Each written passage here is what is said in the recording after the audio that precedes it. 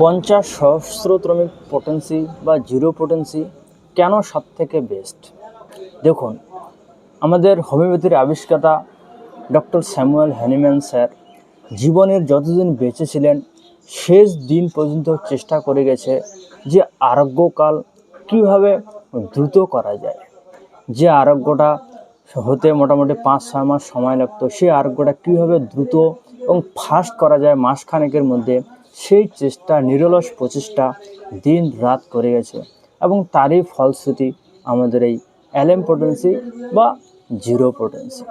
এর অনেক সুবিধা আছে, সেই সুবিধাগুলি আমি এই ভিডিওতে আপনাদের জানানোর চেষ্টা করব।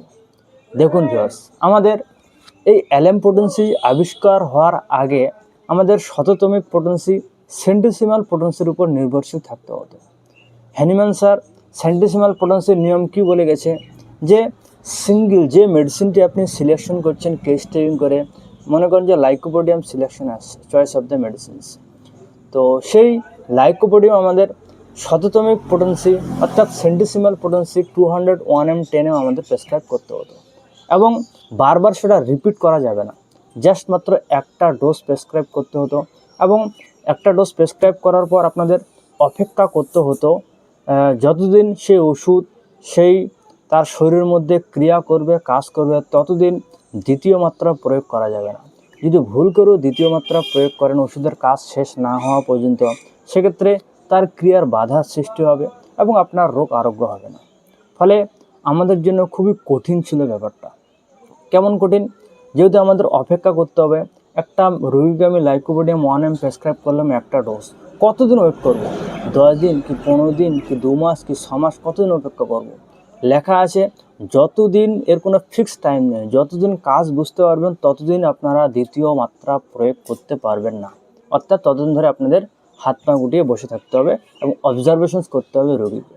ফলে কি আমাদের মধ্যে একটা কনফিউশনস থেকে যেত, এই মনে হচ্ছে আর কাজ করছে না, বা একটু যেটা মোটামুটি 50% রোগী আরাম হয়ে গেছে ওই পর্যন্ত থেমে আসে, নাকি আর একটু ধীরে ধীরে কাজ করছে, বা এখন দ্বিতীয় মাত্রা প্রয়োগ করতে হবে, বা দ্বিতীয় মাত্রা প্রয়োগ করতে হলে আগে যে লাইকোপোডিয়াম 1 m একটা ডোজ আমি দিয়েছিলাম, এখন কত পাওয়ার দেবো, সেই পোটেন্সি দেবো নাকি 10 m দেবো, কতদিন পর দেবো, আবার তখন থেকে আবার কতদিন আবার আমাদের ওয়েট করতে হবে, অনেক কনফিউশন ছিল।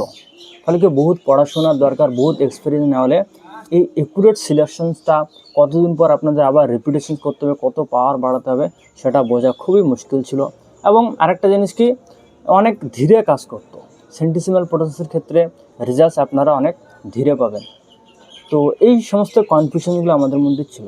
সেই জন্য শেষ দিন 6ষ্ঠ সংস্করণে হ্যানিম্যান স্যার আমাদের লাস্ট সংস্করণে এই আপডেট ওষুধটা আবিষ্কার করেছেন, সে পোটেন্সিটা আবিষ্কার করেছেন, সেটা হচ্ছে 50 মিলিসিমেল স্কেল অফ পোটেন্সি। এর অনেক সুবিধা আছে এবং এই পোটেন্সি, এই সিস্টেমটা আবিষ্কার হওয়ার ফলে আমাদের হোমিওপ্যাথদের অনেক সুবিধা হয়েছে। সেই সুবিধাগুলোর সব থেকে 1 নম্বর, সেটা হচ্ছে অ্যাগ্রাভেশনসকে আপনারা কন্ট্রোল করতে পারবেন এই অ্যালেম পোটেন্সির মাধ্যমে। জেনারেল সেন্টিসিমাল পোটেন্সিতে কী হতো, বিশেষ করে স্কিন ডিজিজের ক্ষেত্রে, বড় বড় রোগের ক্ষেত্রে বা ব্যথার ক্ষেত্রে, এই সমস্ত ক্ষেত্রে অ্যাগ্রাভেশন হতো, রোগ প্রচুর পরিমাণে বেড়ে যেত। ফলে কি রোগী ভয় পেত, ডাক্তারও ভয় পেয়ে যেত। এমন এমন কন্ডিশন হয়েছে স্কিন ডিজিজের ক্ষেত্রে, সালফার প্রেসক্রাইব করার পর সারা শরীরে রোগ বেড়ে ভরপুর হয়ে গেছে, রোগীও ভয় পেয়ে অন্য ডাক্তারের কাছে চলে যেত। ফলে কি সেটাকে কন্ট্রোল করতে, ম্যানেজ করতে অনেকটা কঠিন হতো। কিন্তু অ্যালেম পোটেন্সিতে কী হয়েছে, সেই অ্যাগ্রাভেশন চান্স অনেকটা কম থাকে, বা হলেও সেটাকে কন্ট্রোল করা যায়। অ্যাগ্রাভেশন মনে করেন যে সালফার, আপনারা অ্যালেম পোটেন্সি যেখানে সেন্টিসিমাল 201 m দিয়ে প্রচুর অ্যাগ্রাভেশন হতো, সেটাকে কন্ট্রোল করতে অনেক কঠিন হতো। সেখানে যদি আপনারা এই zero potency, LM potency sulphur 0/1 prescribe করেন, যদি বেড়ে যায় সেক্ষেত্রে ওষুধ প্রথম কয়েকদিন বন্ধ রাখলে সেই অ্যাগ্রাভেশনটা কন্ট্রোল হয়। খুবই সহজ। 2 নম্বর সুবিধা, ডিপ অ্যাক্টিং মেডিসিনগুলো দীর্ঘদিন এবং বারবার রিপিটেশনস করা যায়। আমাদের হোমিওপ্যাথিতে এমন অনেক ওষুধ আছে, যেমন ল্যাকেসিস, সালফার বা নোসোড মেডিসিনগুলো, এরকম অনেক ওষুধ আছে যেগুলো যদি আপনারা নির্দিষ্ট মাত্রার বেশি প্রেসক্রাইব করেন বা ঘন ঘন প্রেসক্রাইব করেন, সেক্ষেত্রে রোগীর প্রচণ্ড ক্ষতি হতে পারে। এই ক্ষেত্রে কি হয়, এই জিরো পোটেন্সি সেই ওষুধগুলো যদি আপনারা এই অ্যালেম পোটেন্সি জিরো পোটেন্সির প্রেসক্রাইব করেন, এই পোটেন্সিগুলো কী হয়, আপনারা চোখ বন্ধ করে ঘন ঘন প্রেসক্রাইব করতে পারবেন, অনেক দীর্ঘদিন ধরে প্রেসক্রাইব করতে পারবেন, কোনো ধরনের কোনো সমস্যা দেখা দেয় না। এবং 3 নম্বর সবথেকে বড় সুবিধা সেটা হচ্ছে দ্রুত রেজাল্টস, আমাদের ফাস্ট রেজাল্ট দিতে সাহায্য করে। যেখানে সেন্টিসিমাল পটেন্সি লাইকোপোডিয়াম একটা রোগীকে প্রেসক্রাইব করছেন বা থুজা প্রেসক্রাইব করলেন, সেই ওষুধটি সিলেকশনটা সঠিক আছে কিনা সেটা আমাদের কনফিউশনে পড়ে যায়, কারণ অনেক দিন অপেক্ষা করতে হয়। মোটামুটি 7 দিন 10 দিন এমনকি 1 মাসও অপেক্ষা করতে হতে পারে, বুঝতে হতে পারে যে ওষুধটা আপনার সিলেকশন সঠিক হয়েছে নাকি ভুল হয়েছে, নাকি ওষুধটা চেঞ্জ করতে হবে নাকি পাওয়ার বাড়াতে হবে, সেটা বুঝতে মোটামুটি মাসখানেক সময় লেগে যেতে পারে। কিন্তু অ্যালাম পটেন্সির ক্ষেত্রে সেরকম না। আপনারা অ্যালাম পটেন্সির ক্ষেত্রে 2 থেকে 3 দিনের মধ্যে বুঝে যাবেন যে আপনার ওষুধ সিলেকশন সঠিক আছে নাকি ভুল আছে, অর্থাৎ 2-3 দিনের মধ্যে আপনাদের রেজাল্ট দিতে শুরু করবে। যেখানে lycopodium 1M potency 10M potency কাজ করতে মোটামুটি 8-10 দিন 12 দিন 21 দিন 1 মাস সময় লেগে যায়, সেখানে লাইকোপোডিয়াম 0 পটেন্সি 2 থেকে 3 দিনের মধ্যে আপনারা রেজাল্ট বুঝতে পারবেন। আর রেজাল্ট বুঝতে পারলে বুঝে নিচ্ছেন যে ওষুধ সিলেকশন সঠিক আছে এবং সেই ওষুধটি ধীরে ধীরে ঠিক করে দেয়। ফলে কি দ্রুত আমাদের যে অযথা সময় ব্যয় হতো, যে রোগটা আমাদের 3 মাসে ঠিক হওয়ার কথা ছিল, এই উল্টোপাল্টা সময় ব্যয় হওয়ার কারণে সেখানে আমাদের 6 মাস 1 বছর সময় লেগে যেত রোগ ঠিক হতে।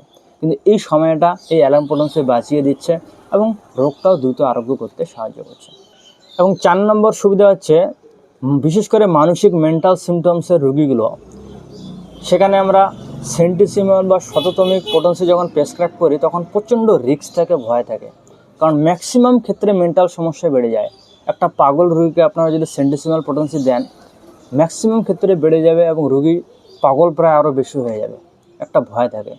এই সমস্ত ক্ষেত্রে চোখ বন্ধ করে খুবই ভালোভাবে কিউর করতে সাহায্য করে এই অ্যালাম পটেন্সি 0 পটেন্সি, কোনো রকম কোনো অ্যাগ্রাভেশন ছাড়াই। নেক্সট যে সুবিধা সেটা হচ্ছে দুরারোগ্য রোগীকে আরোগ্য উপযোগী করে তোলা।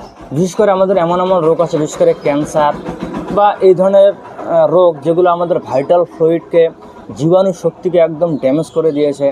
এই সমস্ত ক্ষেত্রে কি আপনারা শততমিক বা সেন্টিসিমাল পটেন্সি প্রেসক্রাইব করতে পারবেন না, অ্যাগ্রাভেশনস হবে, রোগীকে আপনারা সেখানে কাজও করবে না ওষুধ, রোগীকে প্রায় মৃত্যুর দিকে অবধারিত করা হয়ে যাবে।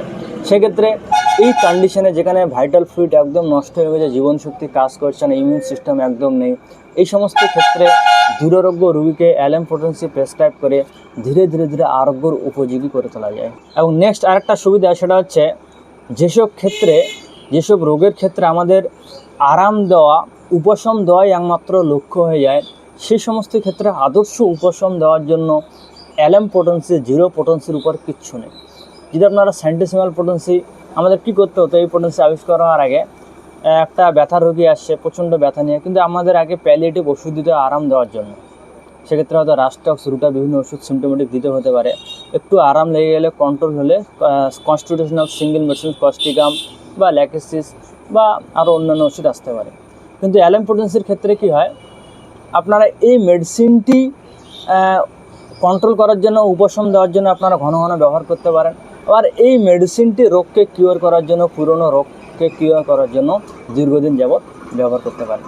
এটি খুবই একটা ফায়দাজনক দিক। আরেকটা সবথেকে বড় সুবিধা আছে এই পটেন্সির, এর সিলেকশনস কোনো ঝামেলা নেই, কোনো অপেক্ষা করতে হয় না, কোনো চোখ বন্ধ করে অপেক্ষা করতে হয় না, চোখ কান অতটা খোলা রাখতে হয় না, কোন পটেন্সি প্রেসক্রাইব করব, কত পাওয়ার দেবো, এগুলো নিয়ে এক্সট্রা চিন্তা থেকে মুক্ত থাকা যায়। যেমন একটা রোগীকে লাইকোপোডিয়াম 0/1 দিলেন 15টা ডোজ, 15 দিন গেল, দিনে একবার করে জেনারেলি হাতে দিচ্ছেন, দিনে 2-3বারও আপনারা রোগের সিভিয়ারিটি অনুযায়ী দিতে পারেন, ঘন ঘন রিপিটও করতে পারেন, কোনো রকম কোনো সমস্যা থাকে না। তো জেনারেলি একবার করে আপনারা রেগুলার দিতে পারছেন। যেখানে শততমিক পটেন্সিতে হ্যানিম্যান স্যার বলেছিল যে একটা ডোজে দিতে হবে, তারপর অপেক্ষা করতে হবে, দ্বিতীয় ডোজ একদমই প্রেসক্রাইব করা যাবে না। সেখানে এই পটেন্সির ক্ষেত্রে কী বললো, আপনারা রেগুলার ব্যবহার করতে পারেন, রেগুলার প্রেসক্রাইব করতে পারেন, এমনকি দিনে 2-3বার পর্যন্ত আপনারা প্রেসক্রাইব করতে পারেন। অ্যাকিউট ক্ষেত্রে ঘন্টায় ঘন্টা ধরে আপনারা প্রেসক্রাইব করতে পারেন। তো খুবই সিম্পল, 0/1 শেষ হয়ে গেলে তার পরের পাওয়ার 0/2 শেষ করতে হবে, শুরু করতে হবে, তার পরের পাওয়ার 0/3 শেষ হলে 0/4, তারপর 5, 6, 7, 8, 9, 10, এভাবেই একের পর এক শুরু শেষ করতে হবে। খুবই সিম্পল ওয়ে, খুবই সিম্পল নিয়ম। তবে এর কিছু অসুবিধা আছে, এগুলো সবথেকে বড় ভালো দিক যে সেন্টিসিমাল পটেন্সি প্রেসক্রাইব করে একটা রোগীকে, যে রোগী আপনাদের 6 মাসে কিউর হতে, সেখানে এটা প্রেসক্রাইব করে অ্যালাম পটেন্সি 3 মাসে কিউর হয়ে যায়, এতটা ফাস্ট কাজ করে থাকে। আর অ্যাকিউট রোগে তো ঘন্টা খানেকের মধ্যে কাজ করতে শুরু করে দেয়, যেখানে সেন্টিসিমাল পটেন্সি 1-2 দিন সময় লেগে যেতে পারে, সেক্ষেত্রে এটি ঘন্টা খানেকের মধ্যে কাজ দিতে শুরু করে। খুবই ভালো কাজ করে থাকে জিরো বাই পটেন্সি, ব্যবহার করে দেখবেন। তবে এর কিছু বানানোর প্রসেস আছে, কেমন করে বানাতে হবে, সঠিক প্রসেস ছাড়া আপনার ওষুধ কাজ করবে না। সেই প্রসেসটা আমি অলরেডি একটা ভিডিও বানিয়েছি, আপনারা সেখানে চাইলে দেখে নিতে পারেন। তবে এর কিছু অসুবিধা আছে LM পটেন্সি, জিরো পটেন্সি, সেটা হচ্ছে সবসময় বিশুদ্ধ জল আপনাদের ব্যবহার করতে হবে। নর্মাল জল বা অন্যান্য জলে চলবে না, ভালো মানের বিশুদ্ধ জল লাগবে, স্পিরিট লাগবে, জলটা যাতে নষ্ট না হয়ে যায়, ভালো মানের কক সিপি লাগবে, বোতল লাগবে, শিশি লাগবে ভালো মানের, তো এই সমস্ত কিছু লাগে। সো আশা করছি ভিডিওটি আপনাদের অবশ্যই ভালো লেগেছে। যদি ভালো লেগে থাকে তাহলে অবশ্যই আমার চ্যানেলটি সাবস্ক্রাইব করে দিয়ে পাশাপাশি বেল আইকনটি প্রেস করে দিয়ে অল নোটিফিকেশন ক্লিক করে দেবেন। So thank you so much.